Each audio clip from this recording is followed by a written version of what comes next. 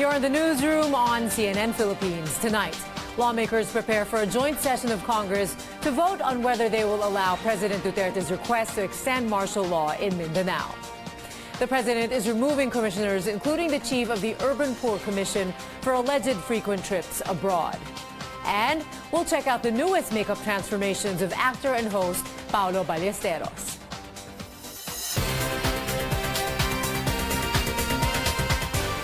This program is presented by Bank of Commerce, an affiliate of San Miguel Corporation.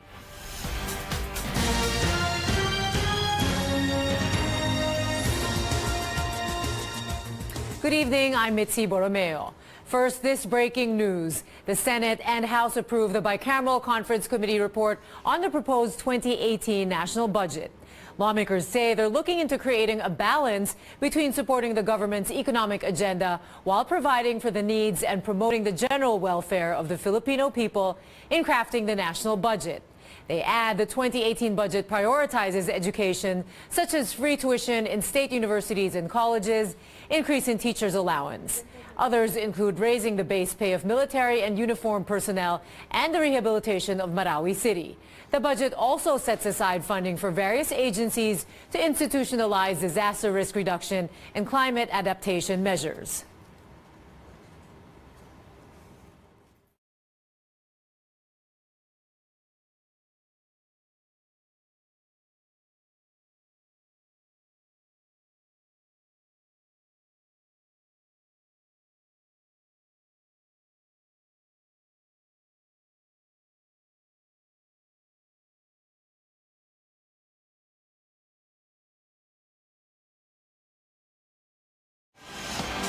You're watching Newsroom. Top security officials are trying to convince senators of the need to extend martial law in Mindanao. But this early, some senators are raising concerns. Minority Leader Frank Drilon believes congressional authorization for martial law extension is, quote, a foregone conclusion, unquote. Our senior correspondent Cecil Ardezabal has more. Even before a joint session takes place, opposition senators and congressmen regard the proposal to extend martial law in Mindanao a done deal. That's because the president has the numbers at the House of Representatives and the Senate. I think the authorization of Congress to extend martial law in accordance with the request of the president is a foregone conclusion. Congress is a political body. The supermajority in both chambers, the House and the Senate, are ready to act as the President's rubber stamp and to accede to the President's request for a one-year extension of martial law in the entire of Mindanao. Top security officials like Defense Secretary Delfin Lorenzana, AFP Chief of Staff Ray Guerrero, Interior Undersecretary Eduardo Año, and National Security Advisor Hermogenes Esperon briefed the Senate on the security situation in Mindanao. Executive Secretary Salvador Medialdea was also present at the closed-door session. Esperon expressed confidence they were able to convince senators to extend martial law in Mindanao for another year. What are we trying to do in Mindanao? Anong gusto natin? Defeat terrorism, pursue the war on drugs, reforms in the local level, and general reform. Number 4, shepherd the peace process. Number 5, pursue the much-needed economic development. Esperon says now is the perfect time to annihilate terrorist groups such as the Maute, Abu Sayyaf, even the CPP-NPA. Some senators are convinced to extend the period of martial law in Mindanao, including Senate President Coco Pimentel. Sure, tapos na ito in 1 year, but that is a reasonable period of time for us to believe that we can already quell the rebellion. Kasama na doon yung Abu Sayyaf, ASG. But some senators say the proposal lacks a basis. I'm afraid that is not a valid basis for the extension of martial law. One. Number 2, the President cited 5 reasons for asking for the extension.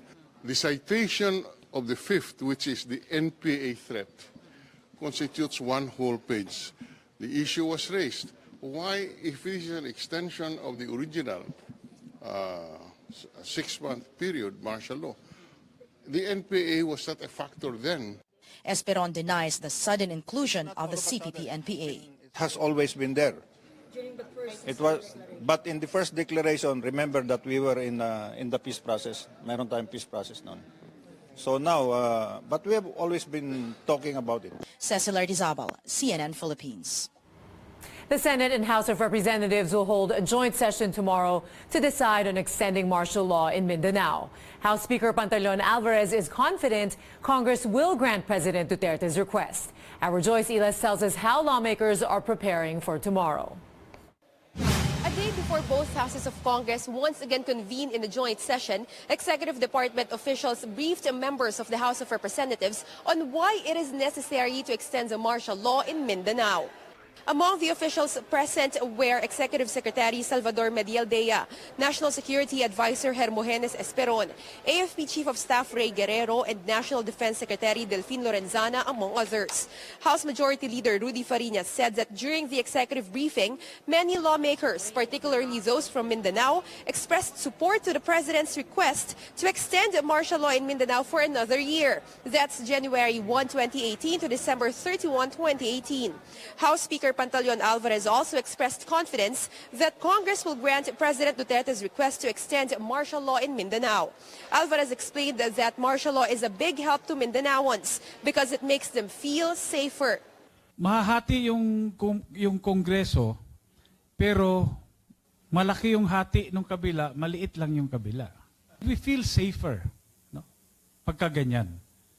In fact, sa totoo lang, napansin ko, mas dumami pa yung mga turista ngayon na martial law ang Mindanao kaysa noon. On Wednesday, the House of Representatives and the Senate will hold a joint session starting at 9 in the morning to discuss the second round of martial law extension. Fariñas said lawmakers will be allowed to ask questions to resource persons invited in the joint session. Now, after the discussion, Fariñas said that the majority leaders of the House and the Senate will sponsor a motion to extend the declaration of martial law in Mindanao. A nominal voting wherein members vote one by one will then be conducted, calling Senate members first and then House members next. Under the Constitution, a majority vote of all members of the two chambers voting jointly, that is 158 of the 314 members of Congress, is needed to pass the motion. Now, after the voting, lawmakers who wish to explain their vote will be allowed to do so. Joyce Ilas, CNN Philippines.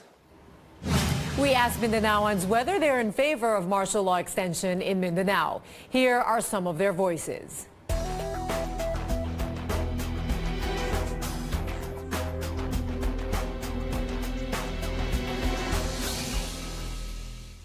Favor, na para doon no el gato no pueblo. May anomalia, may trouble, may kusa. For 1 year pa sir o hasta para kwando ya? Hasta kwando kung kini. Favor kami ng martial law para el mga ano ba, mga adik, kabaya si limpia. Habla di minana, el martial law daw bueno. Antes, di man daw habla malo el martial law. Eh bakit man sir? Kasi para walang gulo. Walang gulo? Kasi para walang maka-inter na terrorist. Magandang martial law. Siya nakabubuti sa mga sibilyan. While pag hindi martial law, ang mga terrorists papasok. Pero pag may martial law, may checkpoint. Okay. Abala sila. Siyempre alert sila.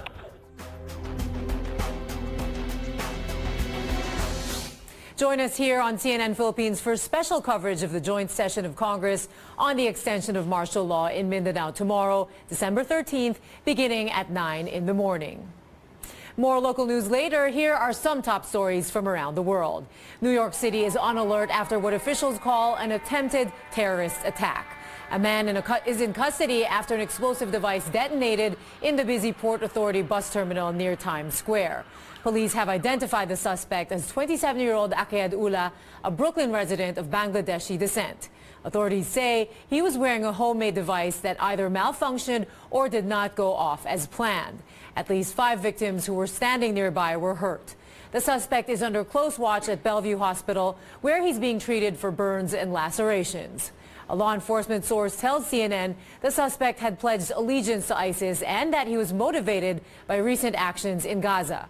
Most recently, investigators say the suspect had worked near the Port Authority doing electrical work along with his brother. These 4 officers stopped the New York City pipe bomb suspect on Monday. The officers are being hailed heroes for rushing to the danger scene at a busy transit hub. Firefighters are still struggling with massive wildfires in Southern California in the U.S. More than 90,000 people were ordered to evacuate in at least 2 counties. 6 major wildfires destroyed more than 1,000 structures. The losses now stand at $48 million and rising. And a group of women are accusing U.S. President Donald Trump of sexual harassment and assault, and they want a congressional investigation on the matter. CNN confirms at least 13 women have come forward with accusations against Mr. Trump. The claims range from sexual harassment and misconduct to sexual assault, including unwanted kissing and groping. The women say the incidents took place before Mr. Trump became president. Still ahead, President Duterte fires the chairman of the Urban Poor Commission over frequent travels abroad. The SAC chief speaks up. And we check out the latest makeup transformations of actor and TV host Paolo Ballesteros. Don't go away, Newsroom will be right back.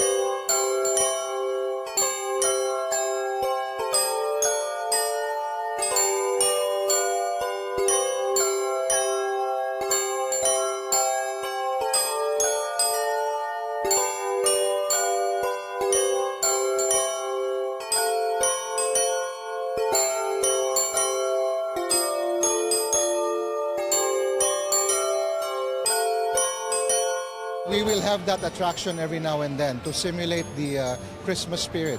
It's really how we intend to portray the exhibit, for people to enjoy the exhibit and take pictures, lots of them, bring memories with them and experience and share it with the public.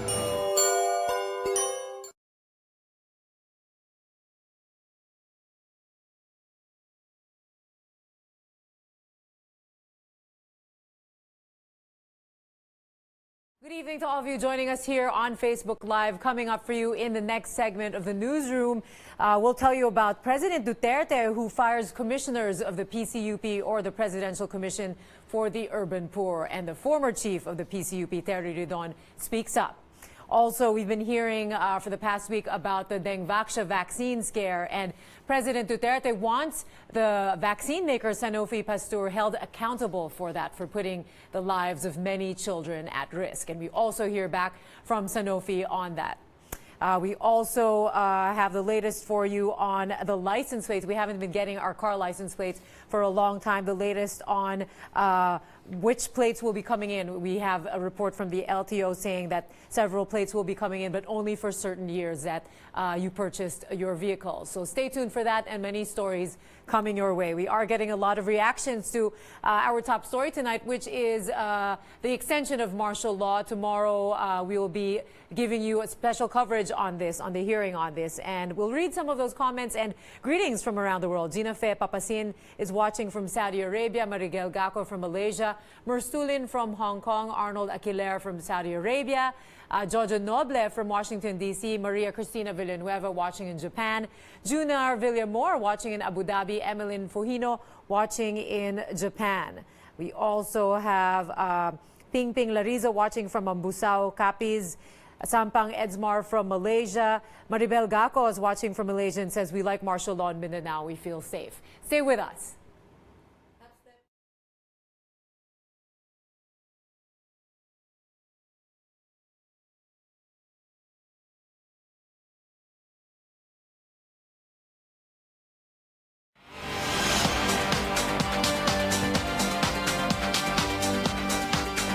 You're back in the newsroom on CNN Philippines.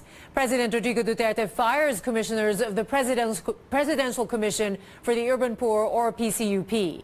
In a speech this afternoon, he also hit the former PCUP chief for his foreign trips. Here's the president in his own words. Today I fired the whole of the Commission of the Urban Poor. One is because it's a collegial body, and I have heard that they never had any hearing except for one or two. And si Rindon, yung chairperson, although he thanked me for the time that he was there, appointed, and maybe ako naman, no personal reasons really to fire him except that you had too much too soon. The former PCUP chief speaks up on President Duterte's remarks about his foreign trips. In a statement, Terry Redon says all trips were covered by travel authorities issued by the Office of the President. These were also recommended by the Office of the Cabinet Secretary and international conferences relevant to the urban poor. In an earlier statement, Redon maintains his agency performed its mandate to the best of its abilities. Terry Redon was once a representative of the Kabataan party list. President Duterte wants dengue vaccine maker Sanofi Pasteur to be held liable for putting the lives of many Filipino children at risk. Presidential spokesperson Harry Roque says the president is standing by the health department's recommendation to demand a refund for the Dengvaxia vaccine. He adds the French company hid information that those who never had dengue and got vaccinated with Dengvaxia could contract a severe case of the disease. Roque said this was not a known fact when the government decided to carry out the vaccination program. The president is awaiting results of the investigation, and he has promised that after investigation that he will run after all individuals who may have criminal culpability for this. No? Meanwhile, he stands by the recommendation of the DOH to hold Sanofi responsible. We want, by way of minimum, a refund of what we had paid already for the Dengvaxia. Sanofi Pasteur insists the vaccine is safe. The company said results of a new study prompted the, quote, label update on Dengvaxia. It noted that despite its voluntary disclosure, all other countries where Dengvaxia is marketed are still using the vaccine.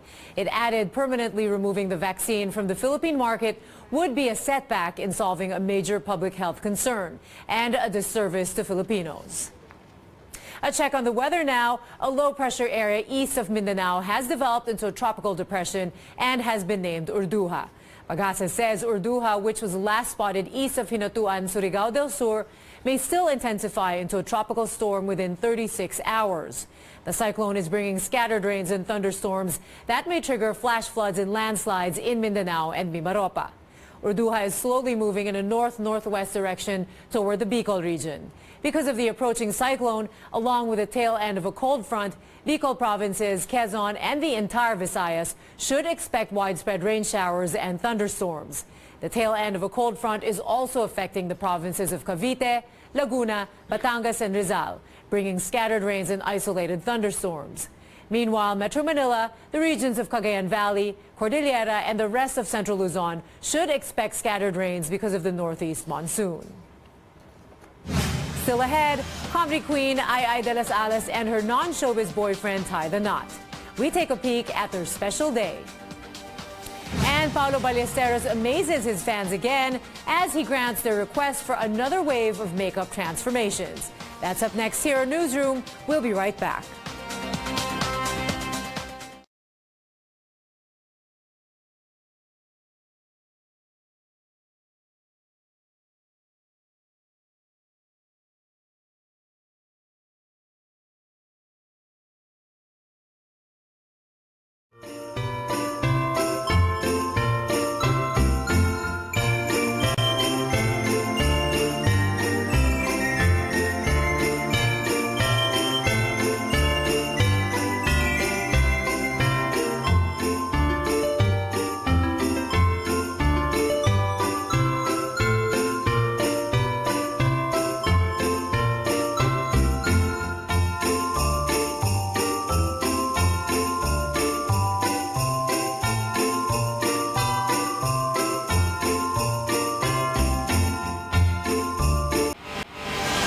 You're in the newsroom on CNN Philippines. Tonight, lawmakers prepare for a joint session of Congress to vote on whether they will allow President Duterte's request to extend martial law in Mindanao. The president is removing commissioners, including the chief of the Urban Poor Commission, for alleged frequent trips abroad. And we'll check out the newest makeup transformations of actor and host Paulo Ballesteros.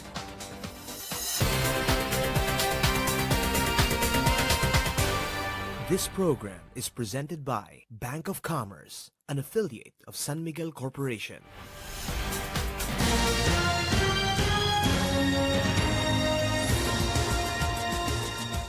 Good evening, I'm Mitzi Borromeo. First, this breaking news. The Senate and House approved the bicameral conference committee report on the proposed 2018 national budget. Lawmakers say they're looking into creating a balance between supporting the government's economic agenda while providing for the needs and promoting the general welfare.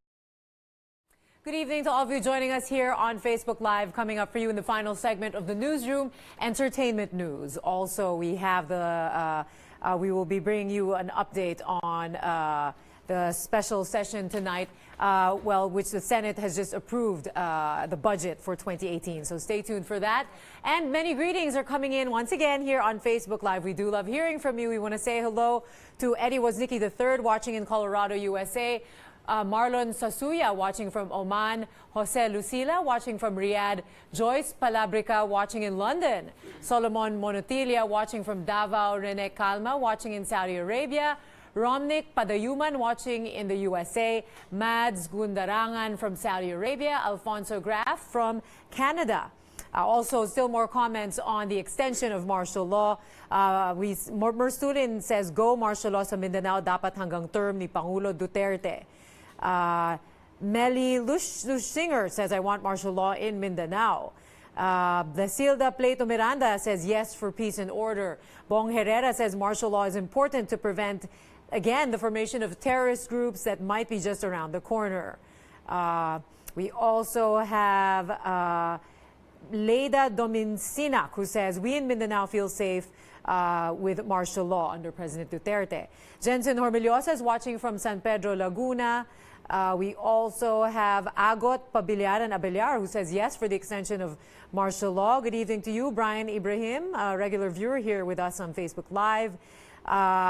Many people supporting the extension of martial law here tonight with us.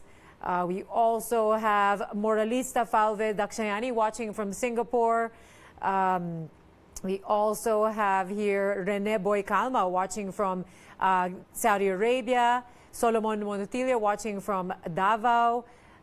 We also have Niwi DG watching from Dubai. Thanks for all your greetings. Stay with us until the end of the show.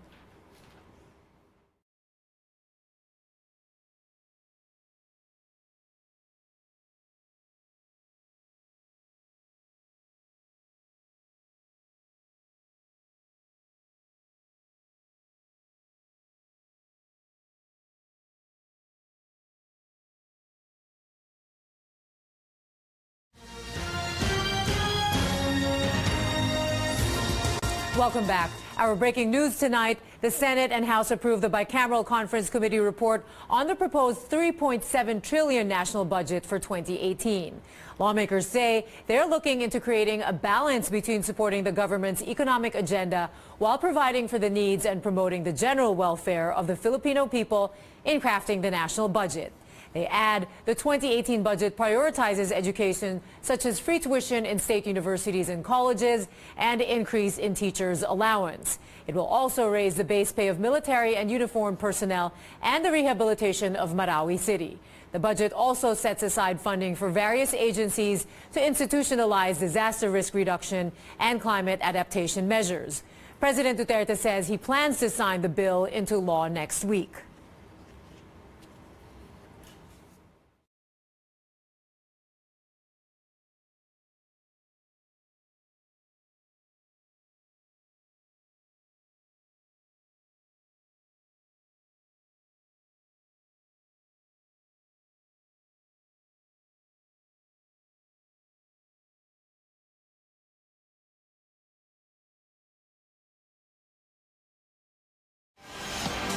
Good news for some motorists. After a 3-year delay, the Land Transportation Office will finally begin releasing new license plates in March 2018.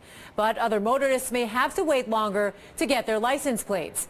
LTO Executive Director Romeo Vera Cruz says only those who bought vehicles from July 2016 to December 2017 will receive their plates. That's because the nearly 1 billion peso budget approved by Congress only covers the production of 775,000 pairs of plates for motor vehicles and 1.7 million plates for motorcycles. Vera Cruz says no timetable yet for those who bought vehicles before July last year because of legal challenges to contracts entered into by the Aquino administration. And we hope that by March next year, we will start issuing these plates. From July 2016 onwards po, makapag-issue tayo. Habang hindi pa po nare-resolve yung notice of disallowance doon po sa Commission on Audit, as well as the case sa Supreme Court. Yun po hinihintay natin. Transport regulators held a dialogue with app-based ride-hailing service Angkas and also called habal-habal drivers. This in an effort to resolve issues between the parties. Angkas thanks the Land Transportation Franchising and Regulatory Board for the opportunity to raise their concerns. It also stands firm in its advocacy to professionalize the motorcycle taxi industry. Angkas adds it looks forward to holding more discussions with transport authorities on the rehabilitation of habal-habal service. Well, number one, ma'am, na kami ay naniniwala na ang industriyang ito ay tumatakbo pa since 19kopong-kopong. No? So we really didn't start this industry. What we did was we professionalized it. Dahil may interim proposal at mayroong interim agreement, kami ay nananalig sa LTFRB na magkakasundo kami on something that can help the bikers earn for a living, no? While they're deliberating it sa Congress. For their part, authorities say regulating the motorcycle service industry is beyond their control. They urge Congress to hear the matter. We are very happy na nangyari itong dialogue na to. Kasi it's high time na ma-recognize din natin that they exist. How long will they exist this way? It is beyond LTFRB, it is beyond the OTR, it is beyond LTO. Kailangan Kongreso ang mag-aksyon nito. So at least nakuha na natin yung attention ng Congress because the Office of Congressman Sarmiento ay represented dito. We need to hear their side. We need to hear their stories. How can Congress help them? In the meantime, that they are doing their best to serve the riding public, how will they be treated as well? So these are the concerns, legitimate concerns. Totoong tao, totoong buhay, totoong kwento na we have to also address. Last month, authorities cracked down on Angkas for lack of permits to operate. Angkas is a ride-sharing app like Grab and Uber using motorcycles around Metro Manila. Entertainment news now. Comedy queen Ay de las Alas and her non-showbiz boyfriend Gerald Sibayan tie the knot.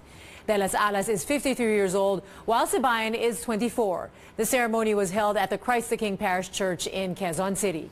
Family and close friends witnessed the union, as seen on photographs shared by celebrity guests on social media. Spotted at the event are the Eat Bulaga hosts Vic and Pauline Soto, Comedians and TV hosts Jose Manalo, Eugene Domingo, and Rufa May Quinto were also at the ceremony, among many other stars. The Miss Universe fever is not yet over for actor and TV host Paolo Ballesteros. He grants the wish of netizens for another special makeup transformation. After doing reigning Miss Universe Demi Lee Nell Peters, Ballesteros transforms into other ladies from the year's top 3. Check out Miss Universe first runner-up Laura Gonzalez from Colombia, complete with her signature right upper lip mole. Of course, Ballesteros took on Miss Jamaica Davina Bennett. He nailed her look from the complexion and contour down to the afro that crowns a beauty queen's head. And that's the newsroom for you this evening. I'm Mitzi Borromeo. Thank you for watching. Good night.